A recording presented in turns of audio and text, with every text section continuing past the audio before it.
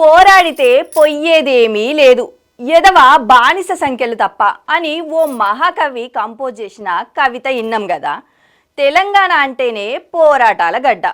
తప్పుడు లెక్కలు చేయాలని చూసినా, తక్కువ చేసి మాట్లాడినా ఈడ ఎవ్వరు కూడా తలకాయ కిందికేసుకొని ఓరు. ఇక రాజకీయాలలో కూడా కథ ఇట్లనే ఉంటుంది.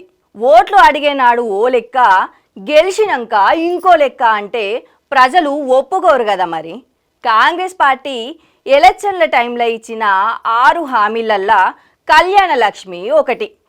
పెండ్లి నాటికి పెండ్లి పిల్లకు తులం బంగారం చదివిస్తామని ఆనాడు చెప్పిర్రు కదా.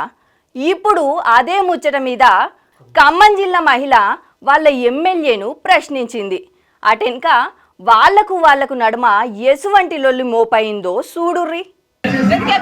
రోజు ఇల్లు అంటున్నారు, చోట్లు పెంచి పేదోళ్ళకి అన్నారు, మమ్మల్ని పట్టుకోండి మీరు ఇస్తామన్నారు. మేము గట్టి సంవత్సరం అవుతుంది, రేపు మాకు ఇల్లు ఇస్తారా? తీసుకుంటే ఇంత కోపం ఉంటే ఇష్టం ఎంత బాగుండాలి తల్లి రాసించుకో పట్టుకోండి. ఇప్పుడు మన ప్రభుత్వం కాదు, కాంగ్రెస్ ప్రభుత్వం వచ్చినప్పుడు గిల్లు ఇప్పిస్తాయి అన్నాడు. మరి ఆయన చోట్ల గిల్లు కట్టినా మరి గిల్లు ఇప్పిస్తారా? ఫ్లాట్ చూపించుకోండి, గిల్లు ఇప్పిస్తారా? ఇంటికి వెళ్ళిపోచ్చారు.